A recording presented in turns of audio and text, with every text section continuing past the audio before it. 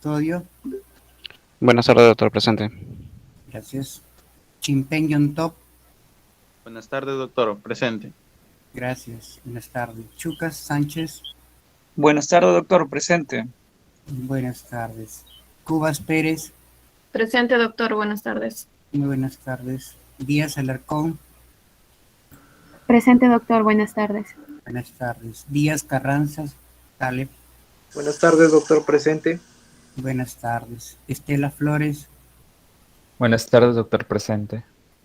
Buenas tardes. Estrada Lara. Presente, doctor. Buenas tardes. Buenas tardes. Farro Peche. Buenas tardes, doctor. Presente. Buenas tardes. Figueroa Aguilar. Presente, doctor. Buenas tardes. Flores Mejía. Presente, doctor. Buenas tardes. Buenas tardes. Gastelo Gómez. Buenas tardes, doctor presente. Buenas tardes. Gómez Julca. Presente, doctor. Buenas tardes. Buenas tardes. Herrera Vilcamango. Buenas tardes, doctor. Presente. Buenas tardes. Hidrogo Guaranga. Presente, doctor. Buenas tardes. Buenas tardes. Jacinto Aquino. Presente, doctor. Buenas tardes. Buenas tardes. John Top Díaz. Presente, doctor. Buenas tardes. Buenas tardes. Yuen Yaipen. Buenas tardes, doctor presente. Buenas tardes. Loconi León. Buenas tardes, doctor presente. Buenas tardes. López Santa María. Buenas tardes, doctor presente. Buenas tardes. Lozano Domínguez. Presente, doctor. Buenas tardes. Buenas tardes. Luna Figueroa. Presente, doctor. Buenas tardes. Buenas tardes.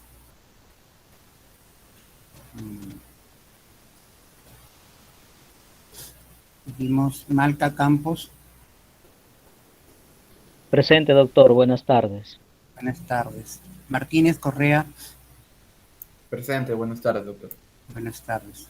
Martino Tafur. Buenas tardes, doctor. Presente. Buenas tardes. Massa Irián. Presente, doctor. Buenas tardes. Buenas tardes. Molocho Carrasco. Presente, doctor. Buenas tardes. Buenas tardes. Monje Cabero. Buenas tardes, doctor. Presente. Buenas tardes. Mori Valladolid. Presente, doctor. Buenas tardes. Buenas tardes. Muñoz Bocanegra. Presente, doctor. Buenas tardes. Buenas tardes. Niño Maldonado. Buenas tardes, doctor. Presente. Buenas tardes. A ver, Odar Castillo. Buenas tardes, doctor. Presente. Buenas tardes. Peña Carlo. Buenas tardes, doctor presente. Buenas tardes. Pérez Grandes. Buenas tardes, doctor presente. Buenas tardes. Jacqueline Bexabé. Buenas tardes, doctor. Presente. Muy buenas tardes. Ramírez Salazar. Buenas tardes, doctor presente. Buenas tardes. Reina Irrazábal. Buenas tardes, doctor. Presente. Buenas tardes. Romero Julca. Buenas tardes, doctor presente. Buenas tardes. Romero León. Presente, doctor. Buenas tardes. Buenas tardes. Salazar Montes. Presente, doctor. Buenas tardes. Buenas tardes. Sandoval Suclupe. Presente, doctor. Buenas tardes. Buenas tardes. Angie Lumey. Buenas tardes, doctor. Presente. Buenas tardes. Seminario.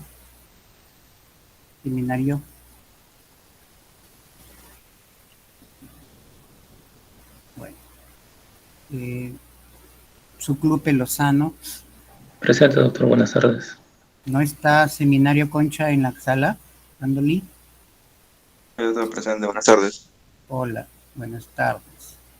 Tapia Eros. Presente, doctor. Buenas tardes. Muy buenas tardes. Tarrillo Alarcón. Presente, doctor. Buenas tardes. Buenas tardes. Tarrillo Membrillo. Presente, doctor. Buenas tardes. Muy buenas tardes.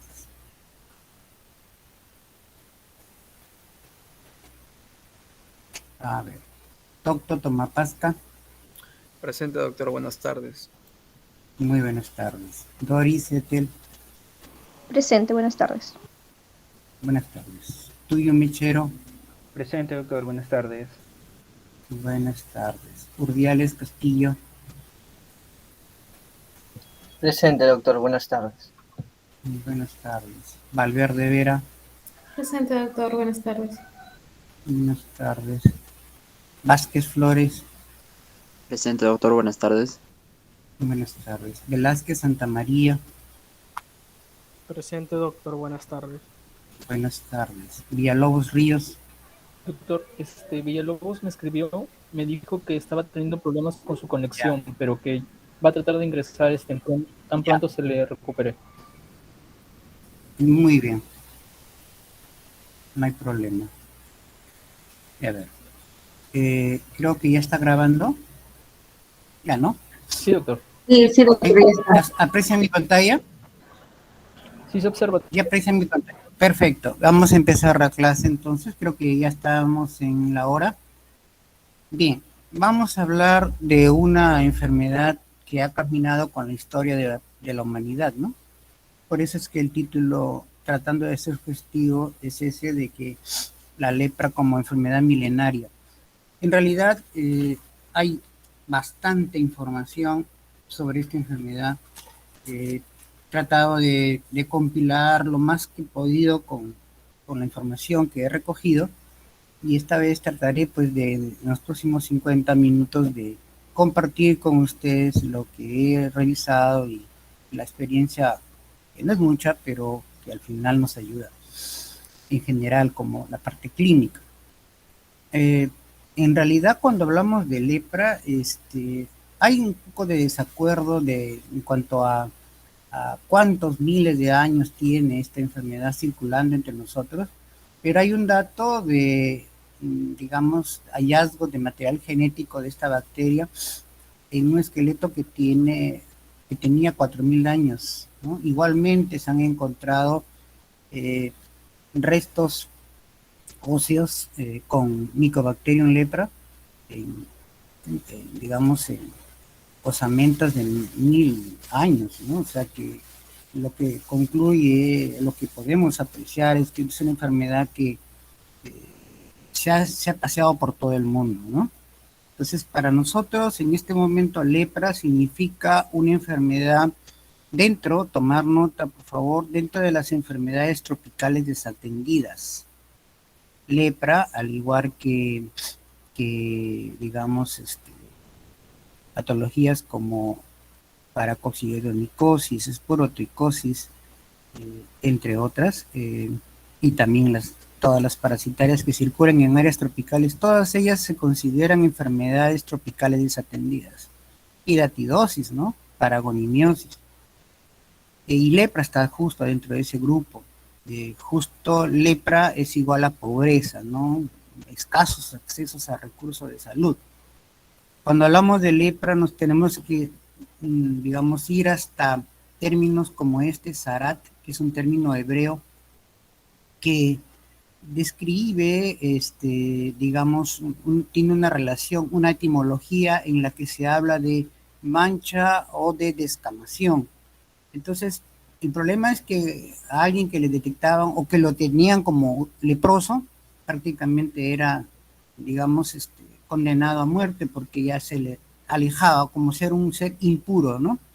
Lamentablemente se sabe o se ha podido establecer que probablemente todas esas grupos a los que se les decía, se les catalogaba como gente con lepra, no hayan sido más que personas que sufrían alguna de estas enfermedades que quedan ahí, ¿no? Como sífilis, dermatitis nodular, enfermedades por dermatofitos, sarcoidosis, una larga lista de enfermedades, morfea también, una larga lista de enfermedades dermatológicas muy parecidas a lepra. El tema pues es que no solamente el tema con el hebreo, sino también en el árabe, digamos, el término lepra se consideraba de esa manera.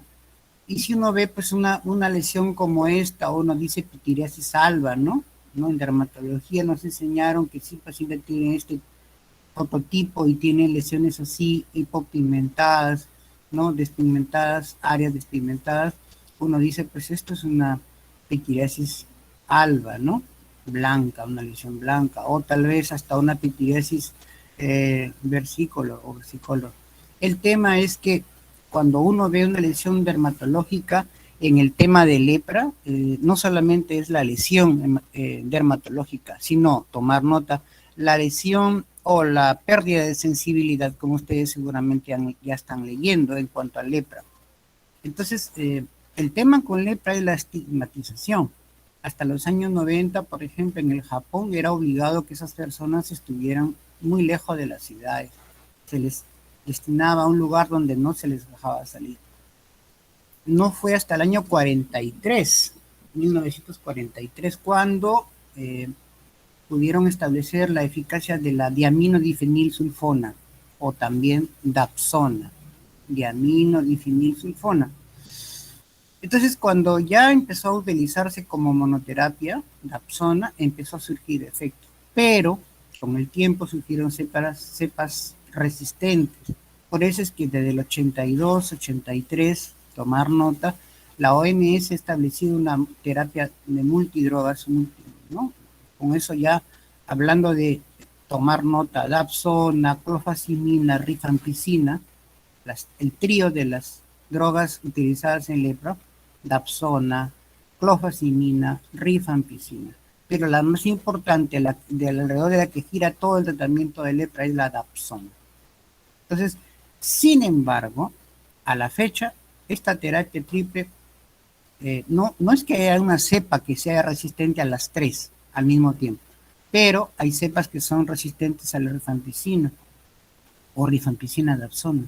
Eso explica por qué actualmente hay pacientes con lepra en diferentes partes del mundo con cepas resistentes. Entonces ya eso está establecido genómicamente, ya se sabe cuáles son los genes. Para quienes quieran más información, hay en PubMed una colección impresionante solamente de lepra y todo lo que tiene que ver con esta enfermedad tan interesante. Y es increíble cómo en partes del mundo donde circula lepra nos hayamos descuidado de insistir en este tema, ¿no? En cuanto a aprender de qué se trata. Fíjense cómo el sudeste asiático, ¿no? Particularmente la India y en Sudamérica, particularmente Brasil, están llenos de lepra. Entonces, prácticamente la carga de prevalencia se va entre la India y Brasil, digamos, y algunas zonas del África también, que todavía persisten con lepra, ¿no? Entonces es interesante esto, pero lo más interesante en lepra es que se calcula que el 95% de personas que adquieren la bacteria, ojo, que adquieren la bacteria, el 95% no va a desarrollar la enfermedad. No va a desarrollar la enfermedad. Simplemente el problema se va a autolimitar. Es decir, factores genéticos, factores de exposición milenaria, centenaria a la bacteria, han hecho que haya una variabilidad impresionante de paciente a paciente. Es impresionante la gran cantidad de polimorfismo clínico. Entonces, ahora, clásicamente hemos escuchado de Mycobacterium lepra como la bacteria, la etiología, antes del 2008. Pero después del 2008 se describe esta nueva especie, Mycobacterium lepromatosis. Entonces hay dos especies que causan lepra, Mycobacterium lepra y Mycobacterium lepromatosis. Particularmente Mycobacterium lepromatosis, tomar nota, está descrita como una enfermedad del polo lepromatoso, es una enfermedad muy grave. Ya acuérdense, el polo lepromatoso es la forma más grave, más invasiva, como vamos a ver luego. Entonces, este Mycobacterium lepromatosis circula particularmente en Centroamérica y está vinculado a algunas complicaciones o reacciones leprosas agudas. Ya vamos a ver luego de qué se trata. Intentaré compartir con ustedes. Entonces, hay una gran variedad de cuadros clínicos. El paciente puede llegar con una sola mácula, ¿no? Hipocrómica o hipercrómica, con bordes definidos o con bordes difusos, ¿no? Con centro curado o con centro edematizado, en fin, todo eso es muy variable. Por eso es que lepra, tomar nota, está considerada como una de las enfermedades grandes simuladoras. Clásicamente hemos aprendido que sífilis, brucelosis, tuberculosis son grandes simuladoras. Pues agréguenle una más, lepra, gran simuladora. En realidad, Mycobacterium lepra particularmente, puedes encontrarlo en cualquier tejido, excepto en el sistema nervioso central. Tomar nota de eso. Entonces, tejidos más afectados: piel, ¿no?, nervios periféricos, ojo, y por ahí, por los palos, diríamos así, aunque parezca increíble, hueso, ¿no? Lesiones osteolíticas por Mycobacterium lepra. Entonces, particularmente con lepra hay esto de que hay una afinidad de Mycobacterium lepra, el otro Mycobacterium, por los queratinocitos, macrófagos y sobre todo célula de Schwann. Es la única bacteria que tiene esta afinidad particular, ¿no? De célula de Schwann, tanto mielinizadas como no mielinizadas, y es bajo el modelo de caballo de Troya, es decir, Mycobacterium le engaña al sistema inmune, al macrófago, se mete al citoplasma de estas células y prácticamente igual que el caballo de Troya, ¿no? De manera inocente lo captura y es lo peor que puede hacer. Y en realidad, pues Mycobacterium lepra induce esta liberación de esta B defensina, pero eso no es lo más interesante. Hay otro tema interesante, que es el hecho de que Mycobacterium lepra, para sobrevivir, necesita adueñarse de toda la cadena de aprovisionamiento de lípidos en la célula. Entonces eso es lo que resulta muy interesante.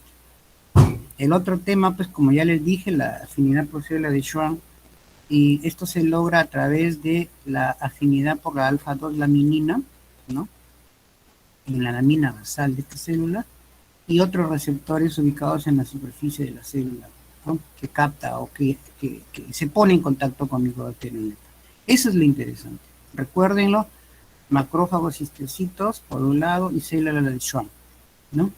Es una enfermedad que puede sanarse sin tratamiento. Es increíble. Es igual que la leishmaniosis. Ustedes, cuando hemos conversado de esto, hemos dicho que hay personas que sin tratamiento se curan. Y una de las cosas interesantes es la particularidad de Mycobacterium lepra en cuanto al periodo de incubación, ¿no? Hay casos en los que se puede dar hasta después de 20 años de la exposición hacia la infección, la clínica. Todos los tejidos son susceptibles, menos el sistema nervioso central, porque el sistema nervioso central no tiene las células de Schwann, que son las que, digamos, le dan la entrada. El otro tema es que se cree o se supone o se ha estipulado, tenemos un paradigma clásico de decir que la transmisión se da a través de las gotículas respiratorias, ¿no? Incluso se tiene estimado cuántos millones de Mycobacterium lepra se eliminan cada vez por cada gotita. Si bien es cierto, en Europa y en Norteamérica los casos de lepra son importados, hablamos de ahora, en este momento, porque hubo momentos en que estos lugares, Norteamérica y Europa, tenían cualquier cantidad de lepra. En este momento tienen casos importados. Entonces, la AAA funciona: América, Asia y África, pero particularmente de América, Sudamérica. El tema con lepra es que cuando a uno le detectaban esta enfermedad, o se suponía que tenía esta enfermedad cuando podía haber tenido otra patología dermatológica, se aplicaba esto de separar linfosoceles, se ponía en otros lugares, y había sitios para ricos y para pobres totalmente diferenciados, ¿no? Todavía tenemos lepra, pero en una cantidad bastante disminuida. Por ahí leí que más o menos se estima que 14 millones de personas se han beneficiado de la terapia triple, ¿no?, con dapsona, rifampicina y clofazimina. Puntos más, puntos menos. El tema con lepra es que la variedad clínica es muy amplia, uno ve una cara de un paciente con la facies leonina y uno diría, esto me hace recordar a una leishmaniosis cutánea diseminada, ¿no? Porque es una placa, toda la cara deformada, las cejas eliminadas, ¿no? Pestañas también, lo que se llama madarosis, que ustedes lo saben muy bien en su dermato. Algunas veces el paciente puede tener hipertrofia de las capas dérmicas y subdérmicas, y entonces engrosamiento que lleva a lo que se conoce como elefantiasis. Entonces, hasta antes de Hansen, hasta antes de él, en el año 1873, la gente consideraba que la lepra era un castigo de Dios, ¿no? Entonces, a pesar que para el 2017 más de 200,000 casos de lepra en un año en diferentes países, según la OMS, todavía tenemos esto de que seguimos con el terror de que alguien le detecten lepra y lo entierren vivo, como hacían antes, ¿no?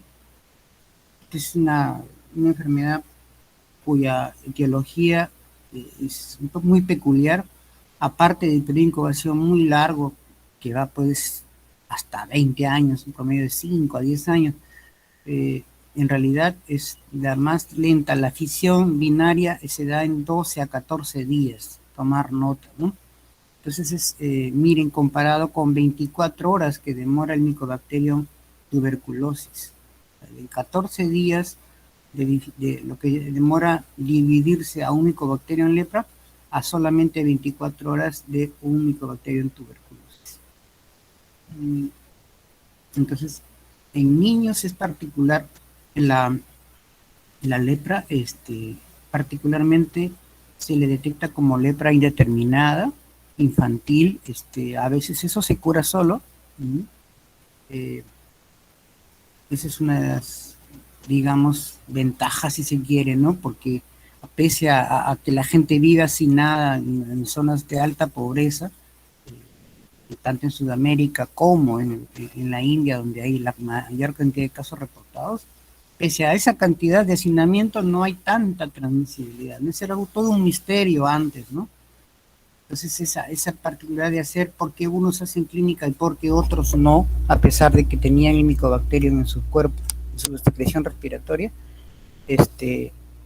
no se sabía por qué había esto de que algunas veces había clínica y otras no, hasta que en el año 1923 Mitsuda da la respuesta a eso, porque él se preguntaba por qué la gente que vivía en los leprosorios, los enfermeros, no había muchos enfermos, ¿no? con lepra. Entonces esto lo descubre porque él, digamos, fabrica o elabora esta prueba de lepromina tipo PPD, ¿no? Es una prueba muy interesante en el sentido de que hay que tener bastante cuidado. Es una prueba de intradermo reacción y entonces se lee, generalmente se pone igual la misma cantidad, 0.1 mililitros y todo lo que sabemos, se lee a las 3 semanas particularmente, y alguna literatura dice que tomar nota, la induración mayor de 3 milímetros se da como positiva, otros dicen mayor de 5 milímetros positiva, ¿sí? La prueba de Mitsuda, análoga a la prueba de PPD. Entonces fue noruego, Hansen, descubre la etiología de la lepra más o menos 7 años antes de que Robert Koch describiera Mycobacterium lepra. Entonces, se sabe por genómica que esta bacteria se pudo haber iniciado en Asia, sobre todo en India, y de ahí haberse enviado hacia el occidente y hacia, digamos, el oriente, ¿no? O sea, de ahí podría haber migrado a otras partes. Otros dicen que tuvo un origen africano. La genómica está tratando de dilucidar eso. Es el tamaño, es un parásito, una bacteria intracelular obligada, ¿no? Por lo tanto, como ya les dije, necesita dañarse de un metabolismo para poderse perpetuarse. Solo que dependiendo de la respuesta inmune del paciente, se puede hacer un cuadro X o puede ser que nunca haga ningún cuadro clínico y el paciente se cure por sí solo. Lo voy repitiendo ya varias veces. No hay un medio de cultivo para Mycobacterium lepra, pero sí los investigadores han podido hacerlo desarrollar tanto en la patita del ratón, la almohadilla plantar, así como en tejido de armadillo de 9 bandas. Hay por ahí literatura que habla de otro armadillo, el de 8 bandas, pero la mayor parte de la literatura menciona este armadillo de 9 bandas, que es particularmente descrito en Estados Unidos, en ciertas zonas, Luisiana me parece. Después tenemos que otra particularidad de Mycobacterium lepra es el hecho de que, y esto tiene mucho que ver con las manifestaciones clínicas, es le encanta la temperatura menor a 37 grados. Eso pues lo encontramos sobre todo en piel, en ciertas zonas de la piel, ¿no? Zonas frías del cuerpo, ahí se desarrolla Mycobacterium lepra. Por eso es que la mucosa respiratoria, el área superior, ¿no? Las zonas distales del cuerpo, la piel de la región lumbosacra, ¿no? Ahí hay más lesiones. Los lóbulos de la oreja, como vamos a ver fotos por ahí. El otro punto es que Mycobacterium lepra puede durar algunos días, algunos dicen 10 días, otros dan más días, que han encontrado que el Mycobacterium lepra puede estar en el ambiente, de ahí que se crea que podría contagiarse a través de fomites. Superincubación, de duplicación, ya les dije, 12 a 14 días. Otra particularidad que no lo tiene otra bacteria es que se agrupa formando globias dentro de los macrófagos. Entonces, como paquetes, ¿no? Ahí está el armadillo de 9 bandas, el animalito que está hoy día mencionado. Ahora bien, una de las cosas que uno tiene que aprender, quedarse con ciertas cosas claves, es que dentro de toda la arquitectura antigénica de Mycobacterium lepra encontramos al glucolípido fenólico 1. Glucolípido fenólico 1. Este es el más antigénico tal vez, y la respuesta humoral, punto clave, la respuesta humoral es la que se tiene que ver con este glucolípido fenólico 1. Se genera muchos anticuerpos de tipo IgM contra el glucolípido fenólico, tanto así que cuando el paciente tiene cantidad de bacterias, ¿no? Es la forma lepromatosas, ahí vamos a encontrar en ese paciente muchos anticuerpos de tipo IgM. O sea, la respuesta humoral, vayan anotando, la respuesta humoral está conservada en el paciente con la forma lepromatosa, mientras que en la forma tuberculoide es la respuesta celular la que está activa. Entonces, hay literatura que habla del dosaje de anticuerpos antiglucolípido fenólico 1 como diagnóstico de lepra. Pero ¿para qué vas a hacer? Vas a buscar anticuerpos contra esa estructura o contra ese glucolípido fenólico. Si en esos pacientes tienes cantidad de micobacterias para que lo encuentres en la tinción, ¿no? En la baciloscopía, igual que TB. Igual, sí, pues el glucolípido fenólico 1 y lipoarabino manano se han responsabilizado, se les echa la culpa de la falta de respuesta de los linfocitos y esa anergia en la lepra lepromatosa. Acuérdense que en la lepra lepromatosa la reacción de mixuda, si el paciente es anérgico, va a dar negativo, ¿no? A pesar que tenga cantidad de micobacterios lepra, tiene muchas, miles, y eso es lo que vamos a ver aquí, ¿no? Y los bacilos, ¿no? Pueden tener hasta 8 micras de longitud, esta media micra de ancha aproximadamente. Entonces, la particularidad es que en los macrófagos van a estar agrupados. Esos agrupamientos se llaman globias. Gracias a ver, en el año 2000, según lo que he podido revisar, se anuncia ya que se tenía el genoma completo de Mycobacterium lepra. Se podía determinar que con respecto a Mycobacterium tuberculosis, Mycobacterium lepra ha tenido que evolucionar perdiendo muchos genes y eso lo convierte, punto clave, en la micobacteria más pequeña que hay dentro de todas las micobacterias. También por genoma se sabe que existen 4 polimorfismos, ¿no? Estos 4 polimorfismos tienen la particularidad de estar en diferentes partes del mundo, para eso sirve, como decir la distribución, ¿no? Geográfica.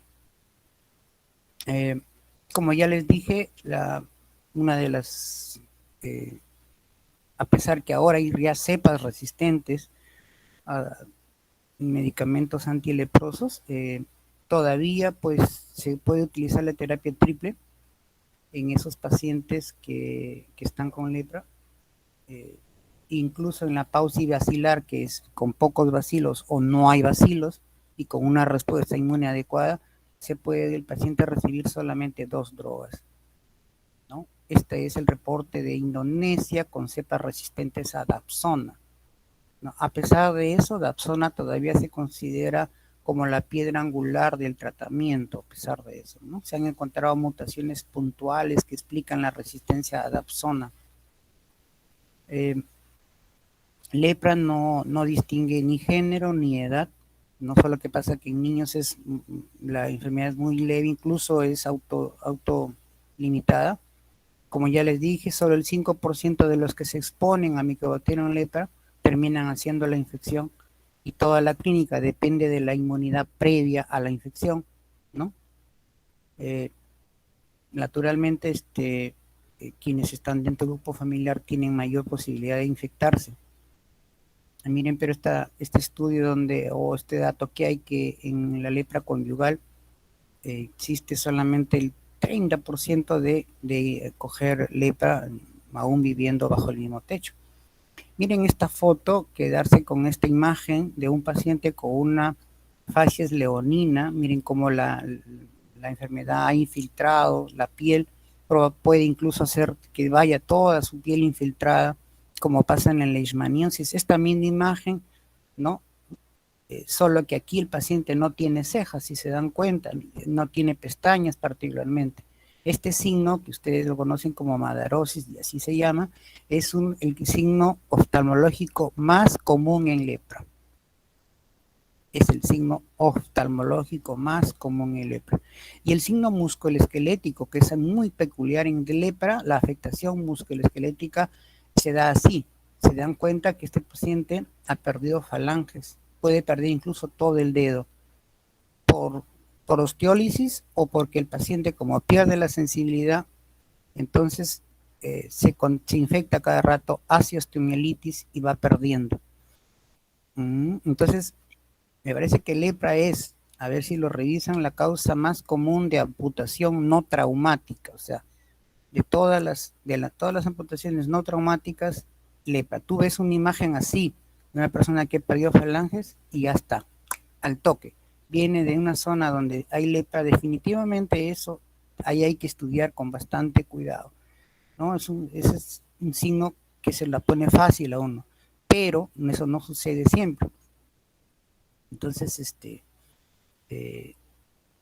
si bien es cierto, la mayor parte de pacientes con lepra están en zonas de extrema pobreza, no es la única característica.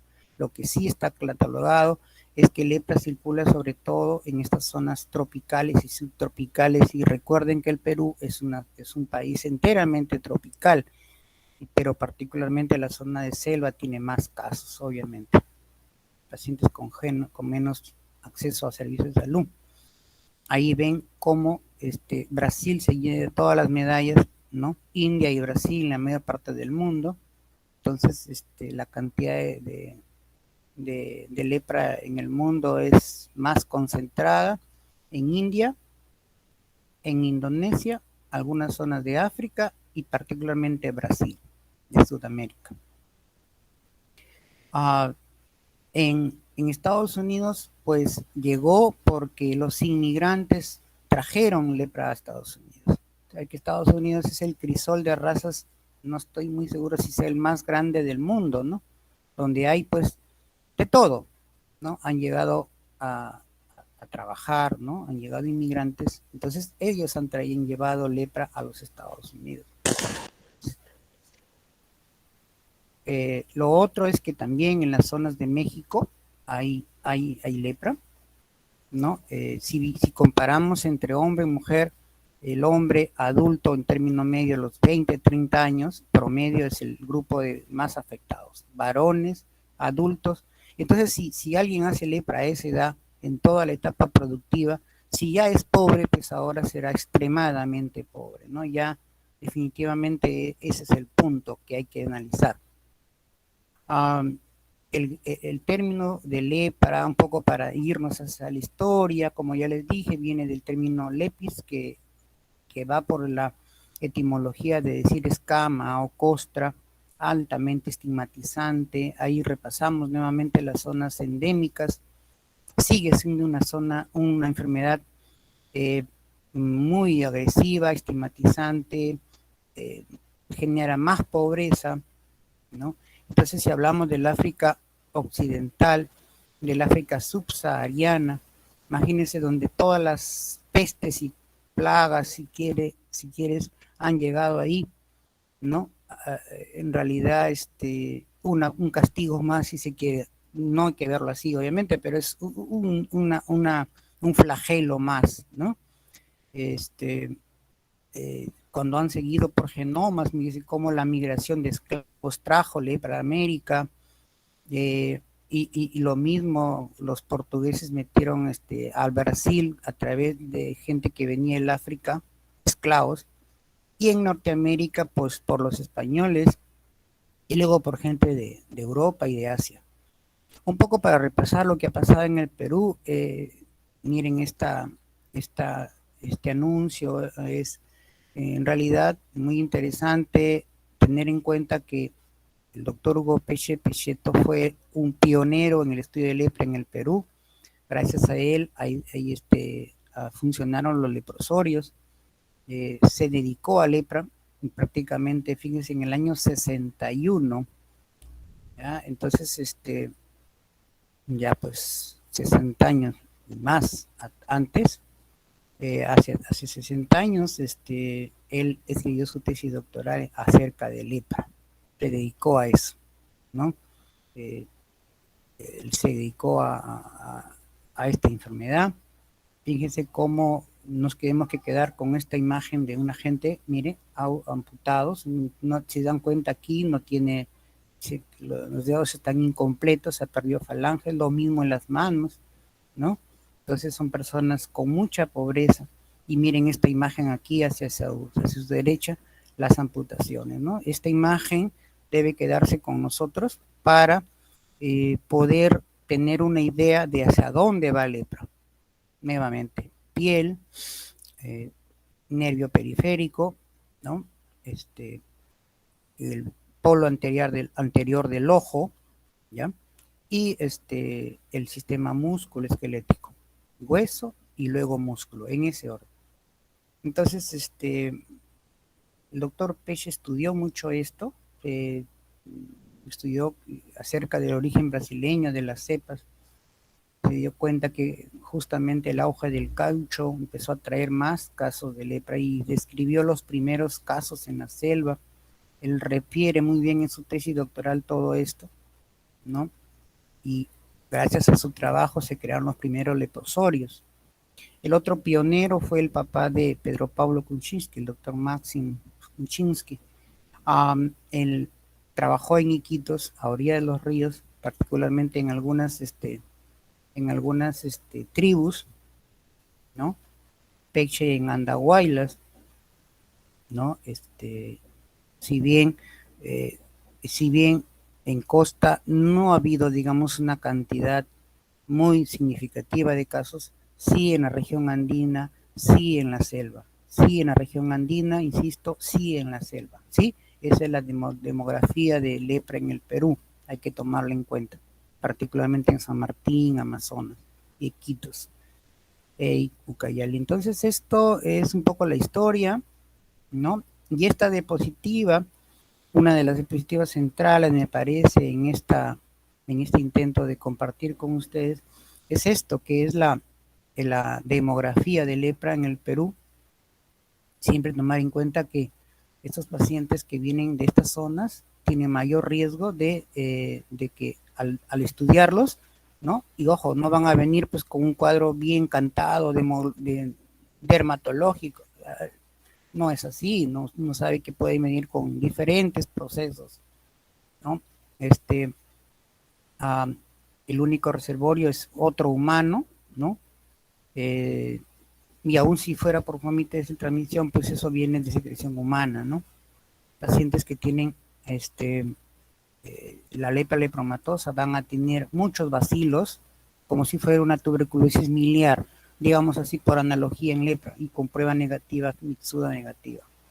Uno de los que también estudió mucho lepra fue Albert Neisser, el descubridor de Neisseria. Después de que trabajó Hansen, 7 años después, Albert Neisser lo describió como bacilos alcoholácidos resistentes. Bueno, en cuanto a la clasificación, han habido varias clasificaciones de lepra. Para que lleguemos hasta las que tenemos actualmente, han habido varios caminos en esto. Por ejemplo, según Hansen y Luff, se dividían a las lepras en nodular y máculo-anestésica. Como desde el inicio los investigadores se dieron cuenta de que el tejido nervioso periférico era uno de los más afectados en lepra, ¿no? Luego, lo describen como otra clasificación, una forma tuberculoide, ¿no? O una prueba mixuda, ¿no? Digamos, positiva, porque ahí el paciente sí tiene una buena respuesta, mientras la lepromatosa no. Luego viene esta clasificación en el año 31 como lepra cutánea y lepra nerviosa. En el año 39 Ravelo propone, ya ahí empieza a insinuar, como ya se conocía mejor la enfermedad, como la forma polar lepromatosa y una forma polar tuberculoide, ¿no? Esta es la forma, digamos, donde está el granuloma, ¿no? Y acá podría ser una tuberculoide, y aquí una lepromatosa, ¿no? Donde ven ustedes cantidades agrupadas de bacilos, ¿no? Entonces sería una codación Sil-Nielsen, ¿no? Clásica, que ustedes la conocen bastante bien desde microbiología. Luego viene otra forma de clasificar, donde ya en el año 48 desaparece la forma neurítica, ¿no? Y se habla ya se incluye ahí una forma llamada indeterminada. Entonces, para el año 53, ahí se establece ya dos formas bien definidas de los polos, que hasta ahora persisten, que el polo lepromatoso, que diríamos es el inmunosuprimido, y en el otro polo, el tuberculoide, donde seríamos un paciente inmunocompetente con una buena respuesta, con formación de granulomas y con muy pocos o no hay bacilos. De todo esto podemos llegar a lo siguiente, que para hablar de lepra tenemos que hablar de criterios clínicos, bacteriológicos, inmunológicos e histopatológicos. ¿Cuál de esos 4 criterios es más importante? Pues eso depende, ¿no? Para el patólogo y para todos en general, porque cuando uno puede discutir sobre lepra, o sea, otras enfermedades, al final quien te da el diagnóstico y quien calla a todos los clínicos y los cirujanos es el anatomopatólogo, que dice, ya discutieron tanto, pero ¿saben qué ha sido? Esto, lepra. ¿No? Hemos discutido tanto y acá está. Esta es la figura, esta es la foto. ¿Por qué? Pues porque en lepra, como ya sabemos y lo estamos interiorizando, la inmunología es el tema central. En lepra lepromatosa la respuesta celular está deteriorada, en la lepra tuberculoide todo lo contrario, está preservada. En la lepra lepromatosa tenemos macrófagos llenos de bacilos, ¿no? Células vacuoladas, llamadas células de Wirkow. Lo anotaría, ¿no? O también llamadas células espumosas. ¿Dónde lo vemos? En lepra lepromatosa, ¿no? Diríamos esto. Un macrófago vacuolado, ¿no? va colado. Pues al interior de eso, si hacemos la coloración correspondiente, ¿no?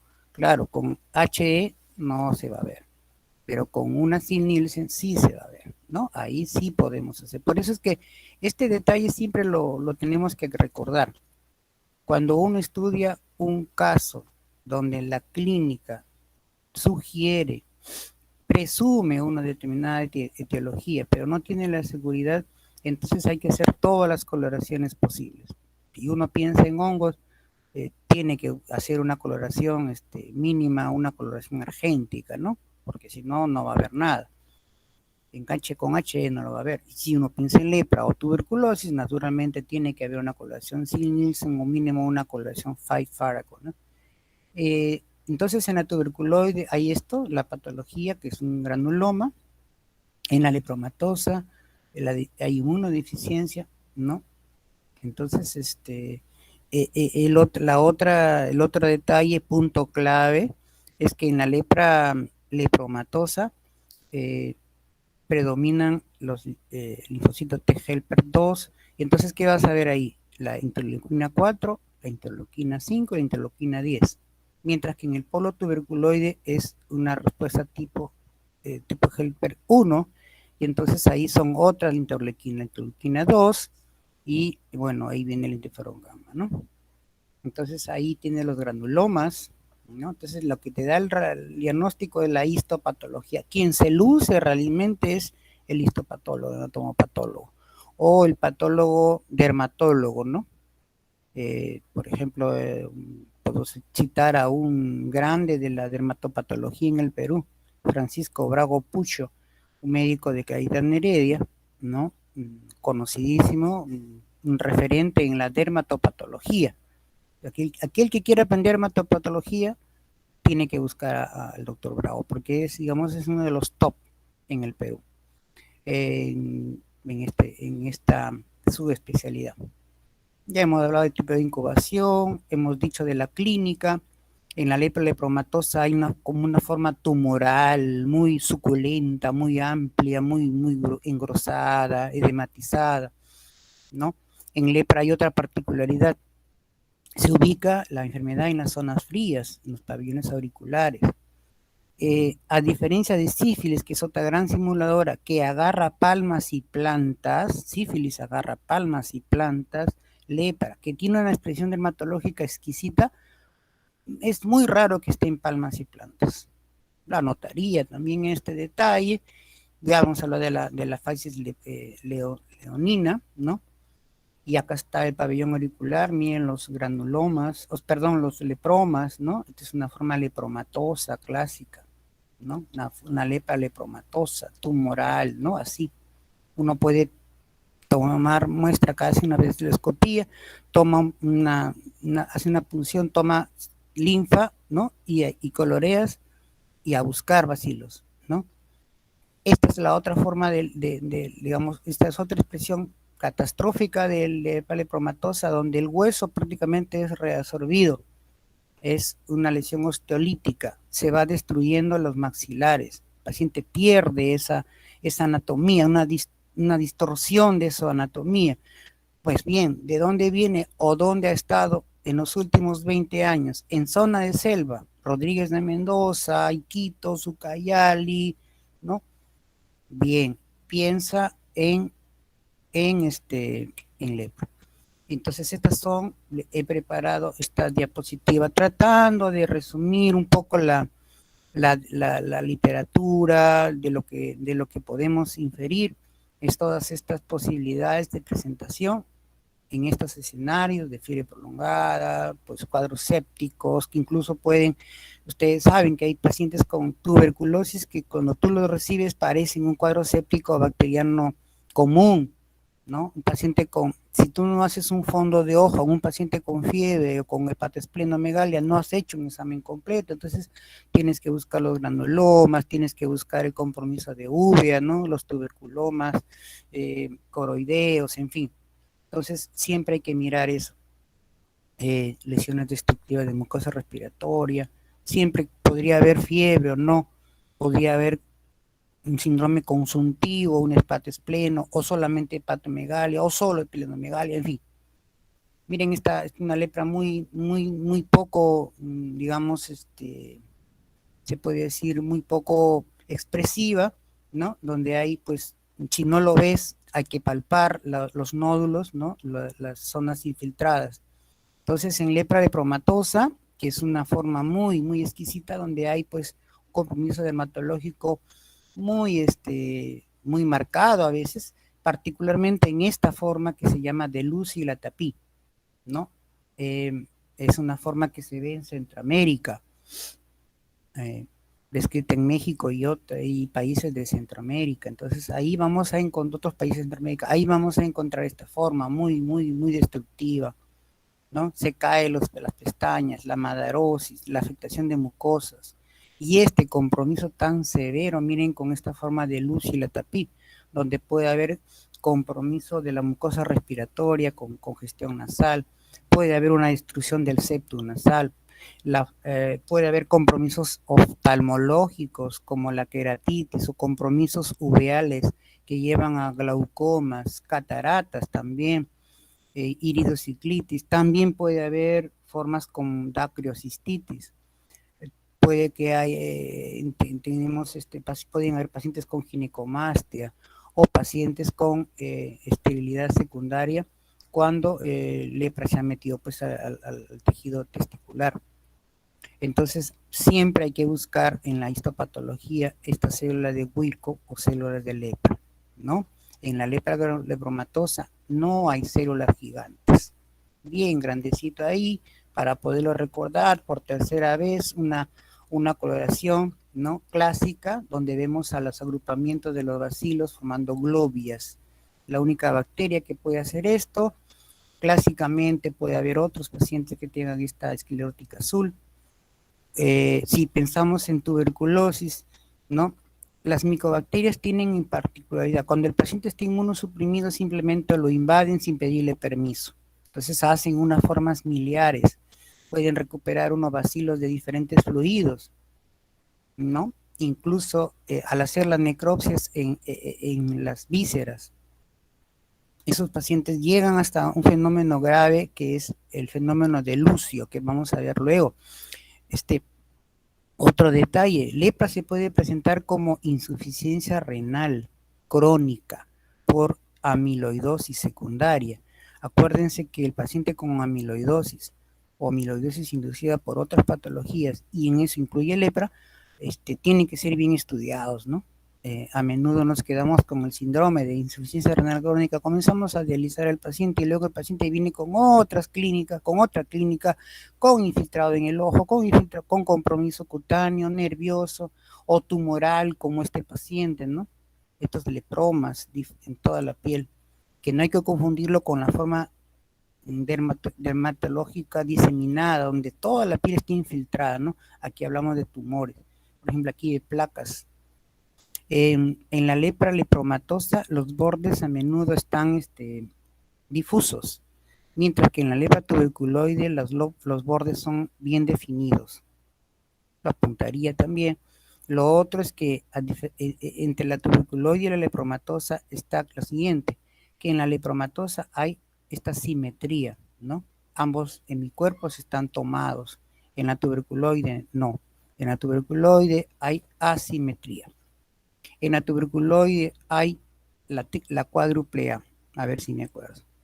Una A es de asimétrica, la otra A de alopésica, la otra A de anidrótica y la otra A de asimétrica. Entonces, esa sería, digamos, una pepita para lepra tuberculoide. Esas 4A, ¿no? Asimétrica, anidrótica, alopésica, ¿no? Y anestésica. Me faltaba la anestésica. Ahí está. Esa es la pepita. Y lo otro es que en tuberculoide el compromiso nervioso es más rápido, ¿no? O sea, la respuesta inmunológica daña, en el polo tuberculoide la fibra se daña más rápido. Tú vas a hacer un paciente con una placa y con hipoestesia o con anestesia. En el polo lepromatoso vas a ver glomacrófagos espumosos y muchos bacilos, ¿no? Entonces, estos son los extremos. Este es el extremo lepromatoso, el extremo polo tuberculoide. En el medio, el borderline, dimorfo, también llamado así. Por aquí está el dimorfo lepromatoso, por aquí el dimorfo o borderline tuberculoide. En este polo no habrá bacilos, para este polo hay, cuanto más se acerca al polo lepromatoso, mayor cantidad de bacilos. Entonces, la lepra tuberculoide prácticamente es un polo definido, es un polo, digamos, estático, es decir, prácticamente no se moviliza de lo que está fastidiando en piel y nervio periférico, ¿no? La mácula puede ser hipoestésica. Siempre hay que tomar en cuenta que los bordes son generalmente bien definidos, y este detalle, ¿no? Así como las tiñas que crecen hacia el borde y la zona central se va curando, en lepra el tuberculoide pasa igual. Los bordes se van afectando y la zona central se va atrofiando, se va volviendo a su normalidad. No es como la lepra lepromatosa, que es todo lo contrario, ¿no? El centro está bien suculento, bien edematizado. Esa es la forma el polo lepromatoso. En lepra tuberculoide hay compromiso de los nervios periféricos. Por ahí una literatura me parece que este nervio lo destaca más, el cubital. El nervio a veces puede palparse. Acuérdense que en el polo tuberculoide el compromiso neurológico es más rápido y es más severo, más rápido sobre todo. Severo más es incluso en el polo lepromatoso, solo que en el polo lepromatoso es más tiempo para que se desarrolle la complicación neurológica en general, porque claro, va a haber excepciones, pero en general el compromiso neurológico es más rápido en el polo tuberculoide. Entonces ese daño, que al comienzo es de la fibra sensitiva, luego va a la fibra motora. Por eso es que vas a ver pacientes con atrofia muscular. Y luego, como pierde la sensibilidad, va perdiendo falanges por infecciones. Uno, como ya les dije, un borde definido en lepra tuberculoide, una forma hipopigmentada. Esta es una lepra tuberculoide borderline. O sea, uno ya tiene que cogerse de los criterios de la clasificación que vamos de aquí a ver a continuación. Tenemos que tener en cuenta esos criterios, ¿no? Los criterios para la clasificación de la OMS. Yo les voy a poner literatura luego para que vean la clasificación en detalle, ¿no? Donde se habla de la clasificación de la OMS, ¿no? Y la clasificación de Riedel and Joplin de 1962, me parece que es esa primera clasificación, o una de las clasificaciones, porque como ya les he mencionado, en el año 53 ya se hablaba del polo tuberculoide y del polo lepromatoso. Entonces, lo que pasa es que la clasificación de la OMS del año 82, que habla de una lepra paucibacilar y de una lepra multibacilar. Esos son los dos diagnósticos de clasificación operacional de la OMS. ¿Por qué hicieron esto? Porque como no todos los lugares, sobre todo en los lugares pobres, no hay acceso a la histopatología, a la coloración sin Nielsen, a un médico sumamente entrenado en lepra, entonces dijeron, lo vamos a llamar paucibacilar cuando tenga hasta 5 lesiones cutáneas, no más de un tronco nervioso comprometido y con baciloscopía negativa. A ese lo llamaron paucibacilar. Y multibacilar, aquel paciente que tenía más de 5 lesiones cutáneas, más de un tronco nervioso comprometido, ¿no? A la palpación incluso tú puedes tocar el nervio engrosado, ¿no? O por clínica, por buscar la detección de la sensibilidad. Y el otro criterio, baciloscopía positiva, por nombre propio, es multibacilar. Ahora, ¿cómo se viene a complicar esto de lepra? Se complica cuando ya nos ponen ya polo intermedio, ¿no? Acuérdense que hablamos de los polos extremos y ponemos un una forma intermedia, que es la lepra dimórfica, que se va para un lado, se va para otro lado, ¿no? Esta lepra dimórfica es muy heterogénea, compromete los troncos nerviosos, digamos, similar a la tuberculoide, ¿no? Pero la anestesia no es tan importante como si ocurre en la lepra tuberculoide. Y comparamos nuevamente la foto de la forma de la lepra lepromatosa borderline. Acuérdense que hay un polo lepromatoso. Pegadito hay un lepromatoso borderline. A continuación, el borderline. Luego viene el borderline tuberculoide y luego viene el polo tuberculoide, propiamente dicho. Entonces, esa complicación, digamos, viene de Riedel and Joplin del año 1962. Ahí estamos un poco enfocados. Hay que mirar esa clasificación, que todavía persiste naturalmente. Entonces, como nos vamos dando cuenta, esta lepra intermedia es una lepra inestable, ¿no? En pacientes tú vas a ver compromiso de las cejas, de la región nasal muy marcada, ¿no? En esta forma intermedia, fíjense, mientras la forma lepromatosa es simétrica, ¿sí? Es simétrica. Acuérdense, la forma lepromatosa es simétrica. La tuberculoide generalmente es asimétrica. Esta lepra intermedia o dimorfa no tiene esa simetría bilateral que es muy característica de la lepra lepromatosa. Entonces, aquí en las lesiones adenopatológicas vamos a ver presencia de granulomas, ¿no? En la forma tuberculoide limítrofe. Claro, la tuberculoide propiamente dicha está llena de granulomas. La tuberculoide limítrofe, que es pegadita ahí, hasta el tuberculoide propiamente dicha, tiene granulomas. Mientras que la forma lepromatosa o la forma lepromatosa borderline podría tener esos macrófagos vacuolados, ¿no? Con las globias. Entonces, para entender este tema de la lepra dimorfa, se clasifica en lepra dimorfa tuberculoide, que está pegada al polo tuberculoide, la lepra dimorfa, totalmente inestable, puede ir hacia el polo lepromatoso, puede ir al polo tuberculoide.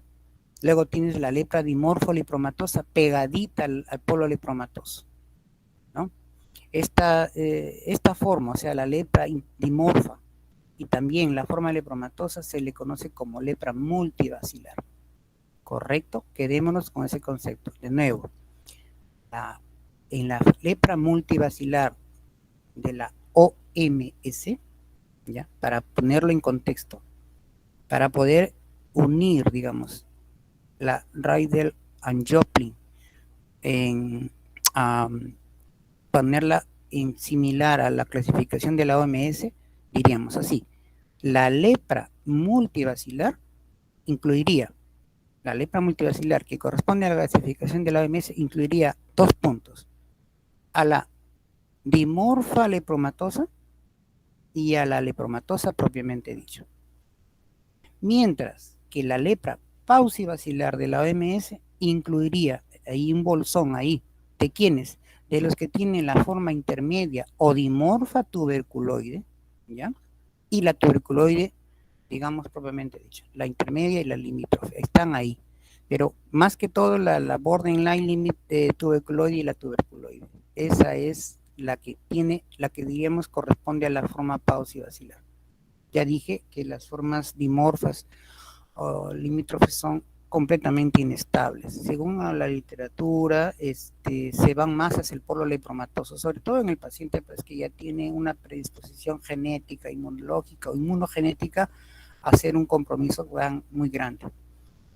En lepra, fíjense, la causa mayor de discapacidad a veces, digamos, categóricamente, no es propiamente la lepra, sino las lesiones, reacciones lepromatosas agudas. ¿Qué son las reacciones lepromatosas agudas? Perdón, leprosas agudas, no lepromatosas, leprosas agudas. Las formas leprosas agudas o reacciones leprosas agudas surgen como respuesta al bacilo. Son una respuesta de la inmunidad frente al bacilo. Pueden aparecer antes del tratamiento, durante el tratamiento o tiempo después del tratamiento. O sea, no tiene nada que ver con el tratamiento. Antes del tratamiento el paciente puede hacer una reacción leprosa que puede dañar el tejido nervioso. ¿Cómo se clasifican estas reacciones leprosas? La tipo 1, la tipo 2, llamado también eritema nodoso, y el fenómeno de Lucio. Entonces son 3 tipos de estas reacciones leprosas. Tipo 1, tipo 2, eritema nodoso y fenómeno de Lucio. ¿Qué tienen de peculiar estas reacciones leprosas agudas? Que en paquete, estas reacciones leprosas son las causas de discapacidad más comunes en lepra. No es la lepra por sí misma, sino la reacción de tu cuerpo frente al bacilo, del cuerpo del paciente frente al bacilo. Entonces estas manifestaciones pueden ser incluso mortales, pueden ir a vísceras. Entonces, esas puede, y es más, un paciente que puede llegarte a ti, que tú no, que ni lo piensas que es lepra, puede llegar con fiebre, con hepates pleno, con tumoraciones o pérdida de las cejas y de las pestañas, con una cierta infiltración de la cara, y a veces encaran, dicen pues que no se puede determinar muy bien la pérdida de sensibilidad porque tiene una filetes por centenares. Entonces la pérdida de sensibilidad no siempre se detecta rápido en cara. La tipo 1 es una reacción de hipersensibilidad tipo 4, es una respuesta celular muy marcada que se va hacia el polo tuberculoide. La literatura dice que se ve sobre todo en los primeros 6 meses del tratamiento. ¿Qué tiene de clínico característico? Es que las lesiones se edematizan o pueden aparecer nuevas lesiones edematizadas. La literatura habla de que esta reacción tipo 1, que incluso lo puede detectar antes de que el paciente haga la lepra por sí misma, el tratamiento incluye corticoides, paradójicamente, ¿no? Uno diría, pero le damos corticoide y lo que está sembrado pues se multiplica. Pero la literatura señala esto, al igual que en ciertas condiciones de TB, pues hay que dar corticoide para bajar la intensidad de la respuesta contra el bacilo y que daña los tejidos. Pues esta es la reacción leprosa tipo 1, muy edematizada, para que no lo olviden. La tipo 2, también llamada eritema nodoso leproso, aquí la diferencia es que es una reacción tipo 3 con depósito de inmunocomplejos. Es un eritema nodoso, una lesión rojiza que más que verla la palpas, eso lo aprendimos en dermato, nuestra dermato básica, todos lo sabemos.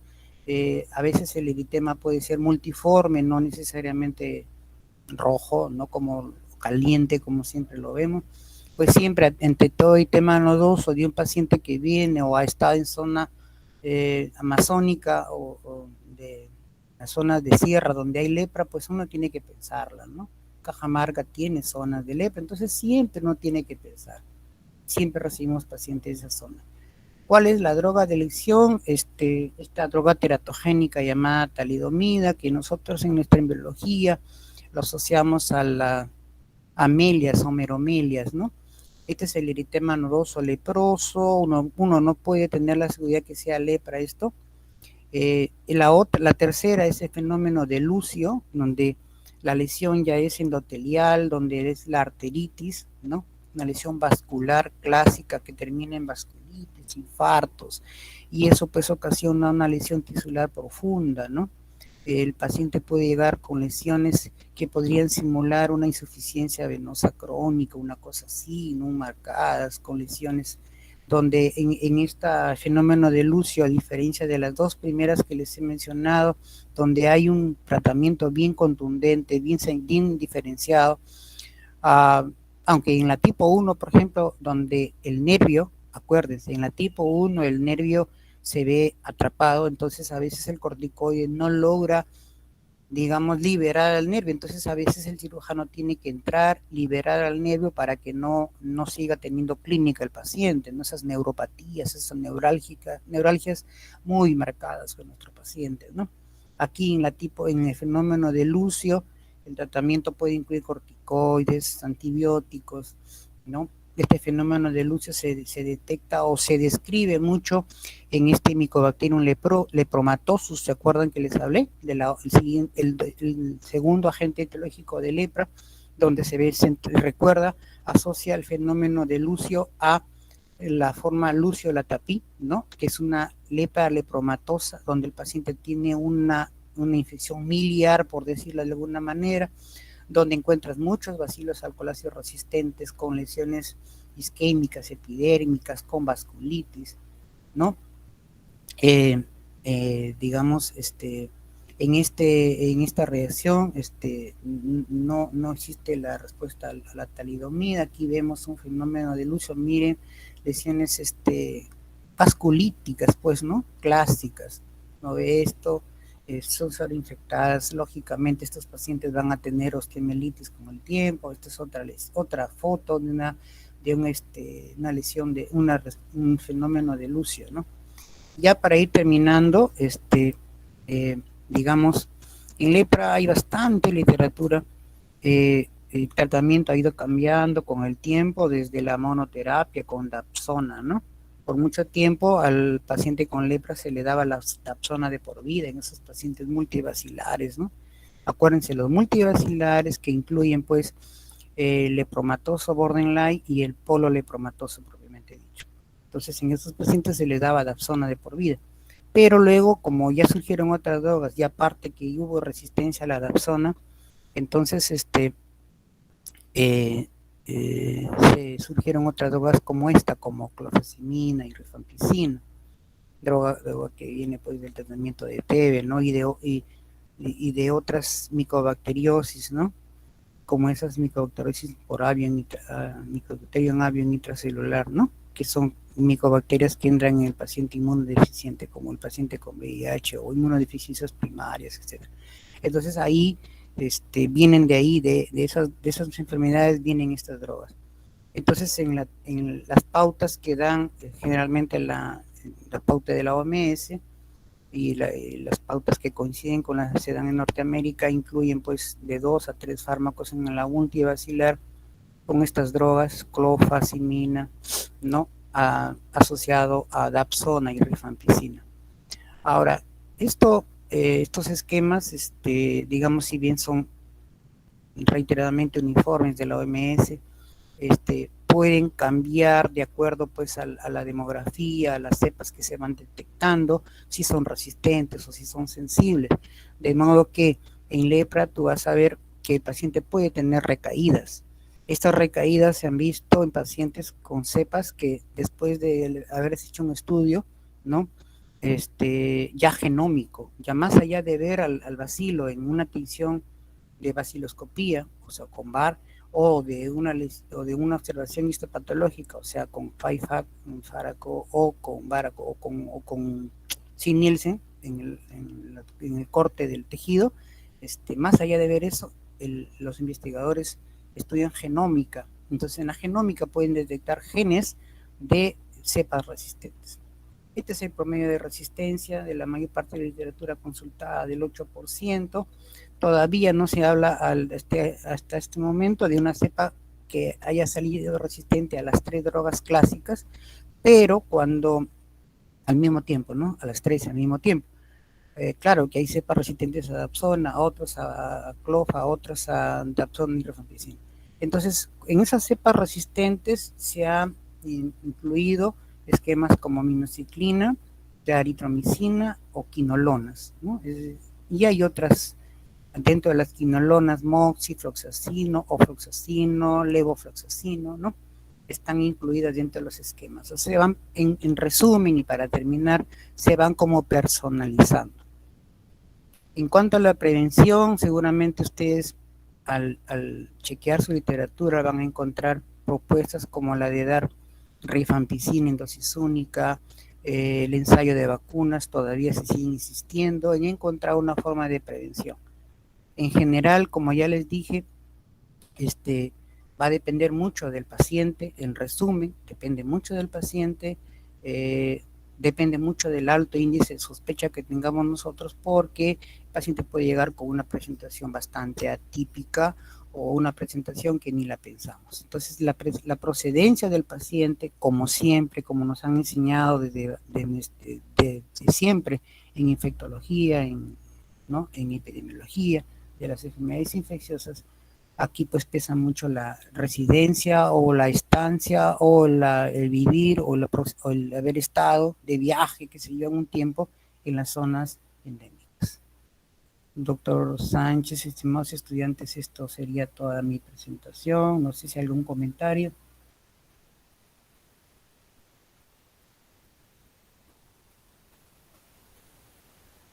Doctor, una pregunta. Sí, a ver si puedo responderte, dime. En el caso de la lepra, el tratamiento creo que leí que también era vigilado, al igual que en la tuberculosis. Así es. El tratamiento es gratuito, hay unas pautas, hay una estrategia de la OMS para que en el 2020 se desechara, ya no se hubiera lepra en el mundo, ¿no? A pesar que todavía hay.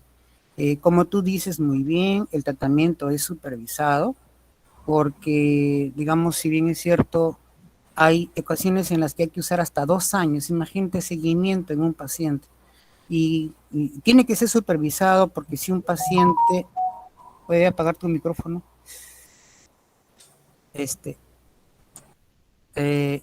También tiene que ser supervisado, estimados, porque se supone que un paciente con una multivacilar es un foco de contagio, teóricamente, para otro.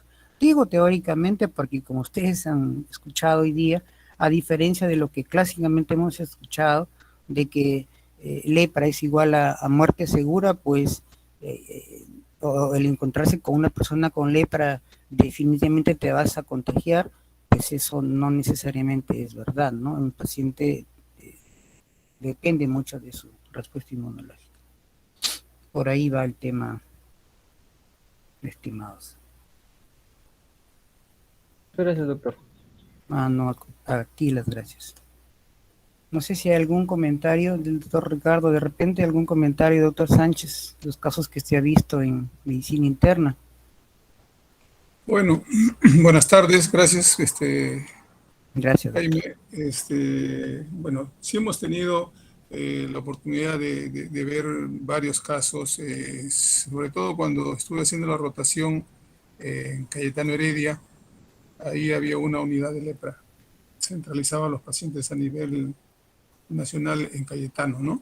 Lo tenía a cargo el doctor Montoya, uno de los que más conocía, y ahora actualmente el que conoce más sobre esto es el doctor Falconi, en Cayetano, ¿no? Es dermatólogo y a la vez se ha subespecializado en lepra. Siempre allí se insistía en el detalle de que la inmunidad, como bien lo ha resaltado Jaime, tiene mucho que ver. O sea, no es que yo me contagio y si es que me contagio, voy a hacer una determinada forma, va a depender de mi respuesta inmunitaria. Eso es lo principal que hay que tener en cuenta para hacer una tuberculoide o para hacer una lepromatosa.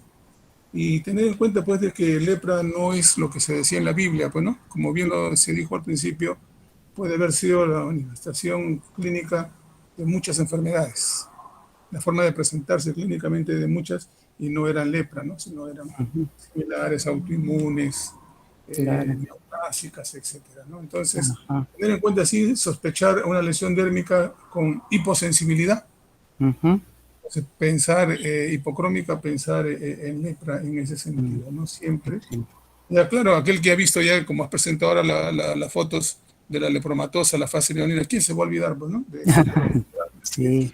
Generalmente, la forma tuberculoide es la que da, pues, manchas hipocrómicas y sobre todo sin sensibilidad.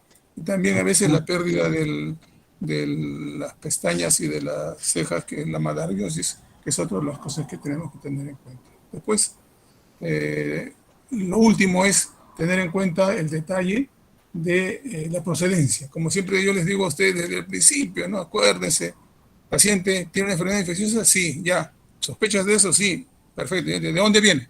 Esa debe ser la pregunta inmediata. Así es. Y luego la etiología, ¿no? Es viral, bacteriana, etcétera, etcétera, etcétera. O sea, eso es lo que quería resaltar nada más, Jaime. Muchas gracias, doctor. Ciertamente nos ha hecho recordar el doctor Ricardo cuando, desde que éramos sus estudiantes, la insistencia en la procedencia, ¿no? En la procedencia, siempre tener en cuenta eso. Y ahí, digamos, puede que no sea necesariamente esa patología que uno está pensando. Pero peor es omitirlo, ¿no? Creo que mejor es un poquito exagerar a veces y más que quedarse corto, ¿no, doctor? ¿Usted qué Así diría? es. Sí, ¿no? Sí. Perfecto. Bueno, no sé si hay algún comentario adicional.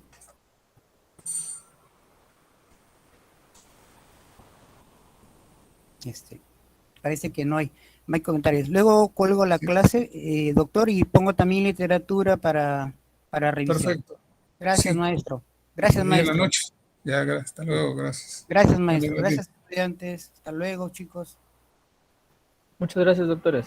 Muchas gracias. Nos vemos. No se olvide dejar de grabar.